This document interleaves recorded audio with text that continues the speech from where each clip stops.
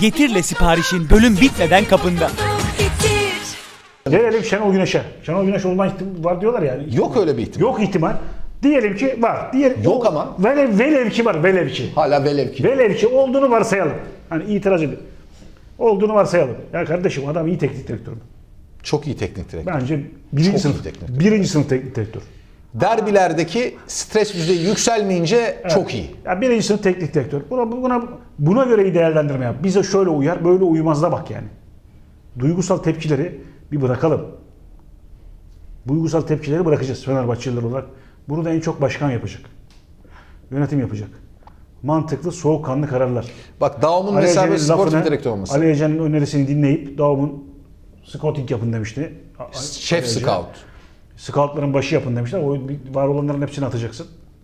Onu bilmiyorum. Başarılı olanlar varsa Daum karar verir. Başarılı olmaları Daum benden iyi anlar scouting'den o Çünkü yüzden. o arkadaşlar bir başka menajerlik şirketine... Angaje mi diyorsun? Angajeler. Oradan Peki. gelmişler. Olmaz öyle. O yüzden de... Angajmanını kesersin yetenekliyse kulüpte kurumsal kimliğe çalıştırırsın. Zayt salmaz. Ondan sonra Zayt'sı alır da o parayı alır. Freya Abubakar demez. 2 milyona Zayt'sı iyi transfer. Neyse ondan sonra... Freya Abubakar mı? Abubakar efekti demez yani. İyi olsa. Tamam iyi değil oğlum bana inan ya. Tamam, değil, peki, iyi değil. tamam, bir şey demiyorum. Şimdi neydi o? Ne diyordum? Daum'u dinlediniz arkadaşımı. Daum doğru. Scouting olabilir. Bak scouting olabilir. Ama Daum o gazi eşofmanları falan giymiş. Teknik direktör yok. Kravat. Yok. Teknik Kravat, direktörde ceket. büyük takımda Yani son o başarılı işler olma bitti. tarihi geçti. Bitti. Bursa Spor'da da gördük bunu. Şu faydası olur. 2 tane sana Nobre bulsun. Bir Nobre Luciano bulsun Brezilya'dan ki bulur. Bak sana gerçek hikaye. Fernando işte. Mehmet Aslan'ı tanıyorsun. Evet. Hürriyet Gazetesi Spor Müdürü Mehmet Aslan. Rio Olimpiyatları için 2016'da Brezilya'ya gidiyor. Veya 2014 Dünya Kupası ikisinden biri. Bir yerden bir yere giderlerken, yani bir şehirden bir başka şehre giderlerken yolda kayboluyorlar. Amazonlarda, böyle Amazon köyleri, dağ köyleri, ciddi söylüyorum öyle bir köylere gidiyorlar. Ulan diyor bizi kaçırdılar mı, ne yaptılar filan. Böyle bir sulak arazi, böyle ortada nehir var. Böyle milletin kanolarda, manolarda yaşadığı böyle yerler var ya, National Geographic şeyleri. Öyle bir yere gidiyorlar abi. Neyse kimse tabii İngilizce bilmiyor. Bunların rehberi Dinliyorum, var. yanlış anlama. Yok estağfurullah. Bunların rehberi var. Orada da böyle bir tane adam var. Konuşuyorlar. Sohbet, muhabbet. İşte biz kaybolduk. Nasıl gideceğiz? İşte adam diyor ki işte akşam saat bilmem kaçta işte bir tane merkeze otobüs var. Ona bineceksin. Oradan da uçağa gideceksin falan diye kayboldukları yerden tarif ediyorlar. Abi o köyde yani bak Amazon ormanlarında bir adam. İşte bunlar kim? Türkler, Türk gazeteci, spor gazetecisi. Türkiye spor, Daum'u tanıyorum diyor adam. Çünkü Brezilya'nın en ücra köşesinde bile futbolcuya hakim. Mehmet Aslan'ın anlattığı hikaye. Amazon ormanlarında adam diyor ki ben Daum var ona diyor futbolcu önerdim buradan bir iki tane diyor. Geldi baktırdı diyor. Ya diyor ki ulaşım yok ya yol yok diyor yol. Yol yok yani biz. Evet. Mehmet abi diyor ki gittiğimiz yerde yol yok. Maalesef Brezilya'nın %20'si öyle hala. Şimdi dolayısıyla oradaki adam diyor ki ben diyor Türkiye'den bir tek ben diyor pek bilmiyorum diyor. O işte Adam ben onu tanıyorum diyor. O işte böyle iyi kadro kurmak için ağının çok geniş olması İşte gerek. o zaman- Artı böyle işte kulüplerin kültürel kodları vardır. Brezilyalı futbolcu Fenerbahçe kültürel kodunun en önemli mirasıdır. Didi'den itibaren. Aynen öyledir. Forma renginin benzerliği, bilmem ne, iklim benzerliği. Fenerbahçe anlatır. Bize Brezilya uyar abi. Evet bak. Aynen şöyledir. Ben mesela sorarım işte rahmetli Giuliano Tunç muydu amca. abi? Giuliano Joseph de Souza bize uyar ya. Babamın değil. Benim en iyi arkadaşımın babası Tunç amca. Tunç Türkay. Allah rahmet eylesin. Dünya Kupası öncesi. Tavla oynuyoruz. 94. Ali Ece kimi tutuyorsun? Vallahi bizim Türkiye yok İrlanda'yı tutuyorum. Ha iyi delikanlı oynuyorlar falan dedi. Tunç amca sen kim tutuyorsun dedim. Ne biçim soru oğlum. Bu arada tavla da sarı lacivert. Yani pullar siyah, beyaz, kırmızı, beyaz sonra da sarı lacivert. Fenerbahçe Brezilya'yı tutar. Niye abi dedim. Oğlum biz Brezilya'yız işte. O sene de Fenerbahçe hiç iyi değil yani biliyorsun. 93-94 sezonu. Tarihsel olarak odur dedi. Yani öykünülen, taraftarı cezbeden Dede Didi'yi görmüştür. Didi Pele döneminin efsane oyuncusu. Pele'den de yaşı büyük. Teknik direktör olarak ilk geliyor. Fenerbahçe antrenmanlarına samba müzik açıyorlar. Öyle hani o Brezilya şeyi. Bak dikkat. Kulüp heykeli olan 2 kişi var stadın orada. Lefter Baba. Alex de Souza. Tabii. Daha da bir sürü sayarsın. Zaten şimdi Fenerbahçe'nin tarihin en iyi transferi de Alex. Geldiği fiyata göre tam bir kelepir transferdir. 1,5 milyon dolar ya. Kelepir ötesi transferdir. Parma'da başarısız oldu diye Burada olmayabilir. Niye? Ortakada. Ne olan Ortakada? Ne ilgisi var ya şimdi? Bak, uygunluk, kulübün Tabii, kültürel konjonktür. kodu, kulübün mirası. Ama Fenerbahçe'nin yapması gereken tam olarak Nobre, Luciano. Bu tip iki tane adam Az indirse bilinen o ücra köşeden bulacaksın. Tabii. Ankara Gücü'nün bulduğu kaleci kötü mü abi, Fredri? Ankara Gücü Altay'ı değil mi? Fenerbahçe'ye sattı.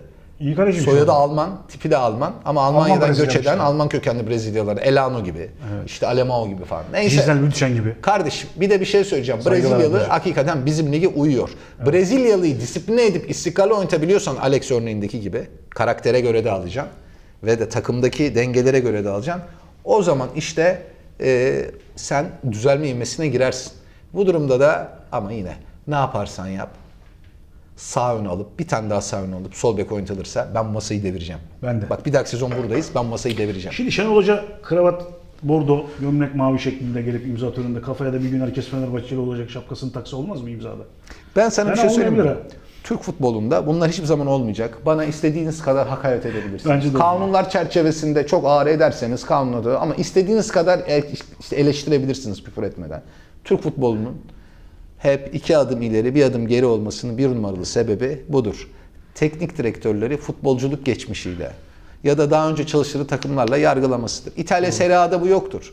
Çok net hatırlıyorum. Juventus'un Inter'i yendiği maçtan sonra Conte'nin yaptığı el kol hareketleri. Evet, hiç yoktur yani. Inter bunu sorun etti mi? Dedi ki Sarri işi tutmazsa ki tuttu. Yendi hafta sonu. Senin de Sarri Hoca'ya özür borçların birikiyor. Ben bir şey demedim hocam. Olsun. Inter'in doğru vizyon. Bu kadar kısa sürede bak. Milan'a bak bir türlü toparlanamıyor. Inter'e bak. Ne olursa olsun iyi toparlandı. Oyun olarak, felsefe olarak, tabii. ligde şampiyonluk yarışının asılması, Şampiyon Ligi'de Barcelona Seneye başarılı oynadığı olurlar. çok daha fazla başarılı. Çünkü niye? Juventus'un en önemli alternatif planını elinden aldı. Kulüp efsanesi. Yo. Teknik direktör olarak efsane abi adam. Tabii. Chelsea'yi şampiyon yaptı. Bitti. Gitti. Aynen öyle. Şenol Güneş milli takım. Bitti. Ama şu var. Okan Buruk mu Şenol Güneş mi? Mesela ben Okan Buruk'u alırım. Ben de. Niye dersen çünkü Şenol Hoca statta kafasına bir şey gelmesi, kafasının yarılması, tartışmalar, 96 yılı bilmem ne sonu gelmeyen bir tartışma. Ama öbürü değil. Şimdi bak Davut. Okan Buruk'un yanına Emre Belözoğlu, yönetimle teknik heyet arasına Alex de Souza, şef scout ya da işte kadro mühendisi ne dersen de Daum. Bak bu güzel ekip. Davut'un Fenerbahçe'nin altına en Okan son Buruk fena fikir değil ha. bak Fenerbahçe'nin en son böyle bir yani ekibi şimdi vardı. burada uydurduk yani güzel oldu. Bak Fenerbahçe'nin böyle bir ekibi vardı. Zico'nun yardımcısı kardeşi. Edu. Ya adam Brezilya'da 3 büyük takım Önder çalıştırmış Özen, yardımcı. Önder Özen. Önder Özen, İrfan Saraloğlu. Şimdi Okan Buruk'un yanındaki.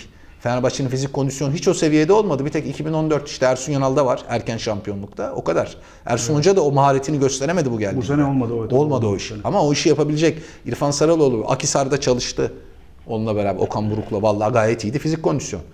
Ya hocam geçen Okan Buruk sene olabilir Rizespor ya. 2. dönem. Yani Fenerbahçe'de hiç oynamadan Ekip işi abi. Galatasaray ekip. ve Beşiktaş'ta oynamış olarak. Ben sana şunu gerisi söyleyeceğim. olabilir yani. Teknik direktör olarak da beyaz atlı prens beklemeyeceğim. Tabii abi ya.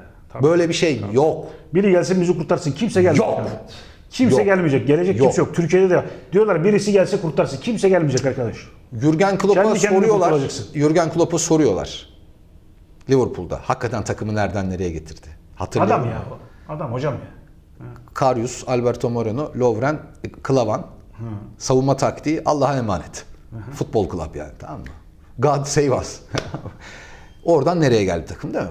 Van Dijk falan Coutinho'dan yapar. Diyor ki bir dakika diyor. Van Dijk transferi.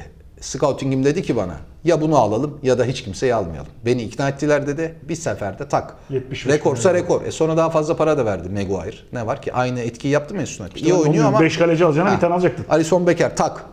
Tamam dedi artık. Fabinho finali kaybettik mi? Kaybettik Fabinho. Diyor ki scout ekibim diyor. Antrenörlerim diyor. Benim diyor taç antrenörüm var diyor. Onu anlatıyor. Taç antrenörü var ya. Liverpool daha önceki yıllarda taçları hep highway'e kullanıyordu. Rakibe kaptırıyordu. Ben de FIFA'da öyle yapıyorum biliyor musun? Bölümü böyle bitireyim çıldıracağım. Ben niye taçları atamıyorum? Bir ara öğret bana diyeyim. Fenerbahçe'nin beyaz atlı prense değil teknik direktör olarak, futbolcu olarak da. Evet. Ekibe ihtiyacı var. Bravo. Ekip ruhuna ihtiyacı var. Liyakata göre, geçmişlerdeki oynadığı takımlara göre efsane sonrası Alex şu anda gelse teknik direktör olarak başarısız olursa Bir de onu kaybedersin. Hacı örneği gibi olur. Yazık olur. Tabii, Heykeli olan oyuncunun bu riske girilir mi? Ayrıca Belki de çok tutar ama yani riski daha yüksek. şimdi değil, çok büyük risk. Tabii. Çıkış ivmesinde olan bir teknik direktör gerek. Yani böyle bunu daha konuşacağız önümüzdeki haftalarda. Görüşürüz. Ha bu arada bir şey söyleyeyim. Pazar günü canlı yayına başlıyoruz. Vole'de. Vole'nin YouTube Evet, programında. güzel.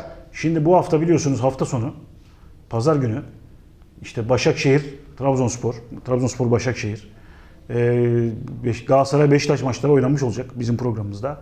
21.30'da efendim Vole'nin YouTube kanalında Evren Göz ve Fuat Akdağ'la beraber olacağız. Kardeşimin televizyon programından da önce girmiş olacağız.